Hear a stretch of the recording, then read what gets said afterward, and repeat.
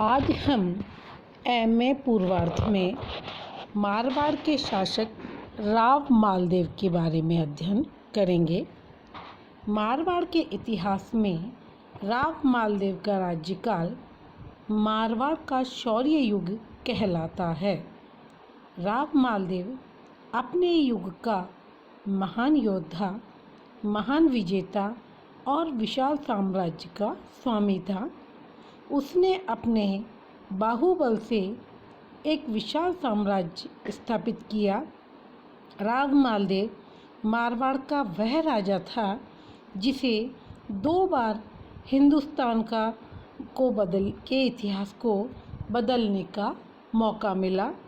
कुछ इतिहासकारों का मानना है कि राव मालदेव में अगर राजनीतिक योग्यता की कमी न होती तो भारत में हिंदू शासन की स्थापना भी हो सकती थी।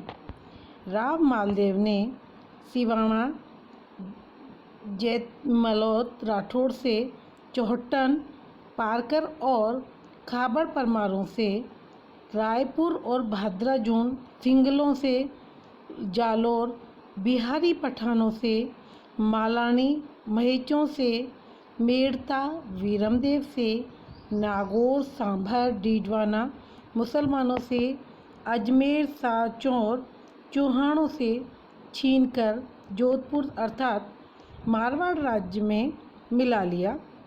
इस प्रकार राव मालदेव ने विक्रम संवत 1600 तक अपने साम्राज्य का अत्यधिक विस्तार कर लिया। उत्तर में बीकानेर व हिसार, पूर्व में बयाना व धौलपुर तक एवं दक्षिण पश्चिम में राघनपुर व खाबर तक उसकी राज्य सीमा पहुंच गई थी। पश्चिम में भाटियों के प्रदेश जैसलमेर को उसकी राज्य की सीमाएं छू रही थी। इतना विशाल साम्राज्य न तो राव मालदेव से पूर्व था और न ही उसके बाद किसी राजपूत शासक ने स्थापित किया। जैसलमेर के राव लूणकरण की पुत्री उमादे का विवाह 1536 ईस्वी में जोधपुर के राव मालदेव के साथ हुआ।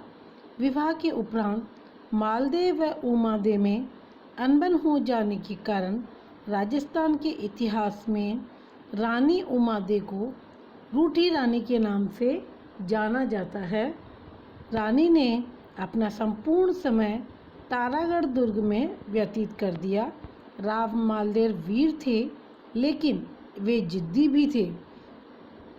ज़्यादातर क्षेत्र उन्होंने अपने ही सामंतों से छीने थे।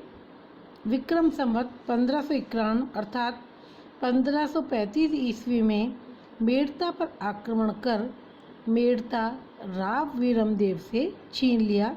उस समय अजमेर पर राव वीरमदेव का अधिकार था।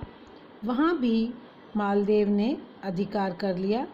वीरमदेव इधर उधर भटकने के बाद दिल्ली शेरशाह सूरी के पास चला गया और विक्रम संवत 1568 अर्थात 1542 ईस्वी में राव मालदेव ने बीकानेर पर भी हमला बोल दिया। बीकानेर राव जैसी पाबोहा के युद्ध में हार गए और वीर गति को प्राप्त हो गए। बीकानेर पर मालदेव का अधिकार बीकानेर का हो गया और बीकानेर का प्रबंधन इस समय कुपा को सौंपा गया। राव जैसी का पुत्र कल्याणमल और भीम भी दिल्ली शेरशाह के पास चले गए। वीरमदेव और भीम दोनों ने मिलकर शेरशाह को मालदेव के विरुद्ध युद्ध की याचना की, जिसके बारे में हम अगली कक्षा में अध्ययन करेंगे। अर्थात कुल मिलाकर जो परिस्थितियां बन रही थी उस परिस्थितियों के अनुसार अपने ही सामंतों से साम्राज्य छीन लेने के कारण मालदेव का विरोध हुआ और वे दिल्ली दरबार में शेरशाह से जाकर के मिल गए अगर कूटनीतिक दृष्टि से अगर देखा जाता तो और राजपूतों का एक संघ बना करके चलता मालदेव तो संभवतः चौसा के सुमेलगिरी के युद्ध की संभावना नहीं रहती।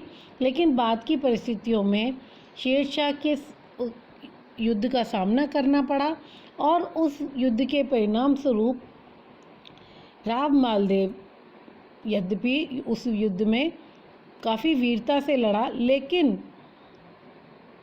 अपने ही सामंतों को अपना प्रतिद्वंदी बनाने के कारण राव मालदेव कूटनीतिक दृष्टि से सफल नहीं हुआ। फिर भी मारवाड़ के इतिहास में मालदेव ने की अपना एक अलग स्थान है, जिसके बारे में हम विस्तृत अध्ययन अगली कक्षा में करेंगे।